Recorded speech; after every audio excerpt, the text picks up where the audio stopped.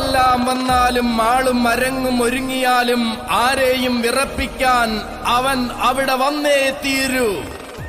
രാജാവിന്റെ പ്രൗഢിയല്ലവൻ, പെരുമാളിന്റെ അഴകുമല്ലവൻ, ഭീമന്റെ ശരീരവും അവനില്ല, വില്ലന്റെ വേലത്തരങ്ങളുമില്ല. അതെ, ഇവൻ സൂര്യപുത്രനാണ്, ഇവൻ തമ്പുരാനാണ്, തമ്പുരാൻ, ആന കേരളത്തിന്റെ തമ്പുരാൻ. വീറോടെ പൊരുതുന്ന വീരയോദ്ധാക്കൾക്കിടയിലും വിനയത്തിന്റെ നേരൂപമായവൻ.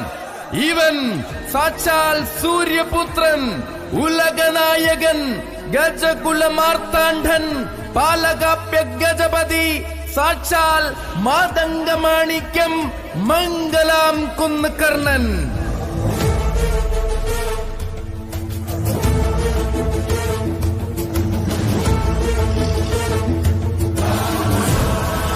അങ്ങ് വടക്കേ വള്ളുവനാട്ടിൽ തലയുയർത്തി നിൽക്കുന്ന കരിമ്പനെയെയും മരമുടി ചൂടി വാനോളം നിൽക്കുന്ന മലനിരകളെയും വെല്ലുവിളിക്കാൻ ഹിമവൽ ശൃംഖം പോൽ ശിരസ്സുയർത്തി നിൽക്കുന്നവനാണ് കർണൻ. ഉത്സവ കേരളം അന്നും ഇന്നും എന്നും ഒത്തിരി ഒത്തിരി ഇഷ്ടത്തോടെ ഉറ്റുനോക്കുന്ന ഉലകനായകൻ കർണൻ. മത്സരപൂരങ്ങൾക്ക് മറുവാക്കില്ലാത്ത മാതംഗ പുത്രൻ കർണൻ. ഉയരം കൊണ്ടുയർന്നു നിന്നവരുടെ ഉടലടിമുടി വിറപ്പിച്ച ഒരേ ഒരു സൂര്യപുത്രൻ. ഇവൻ മംഗലാം കുന്ന് കർണൻ.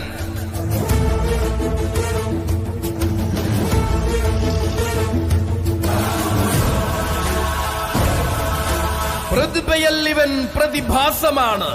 ഇതിഹാസങ്ങൾക്കിടയിൽ ഇവൻ ഇടിമിന്നലൊളിയാണ്.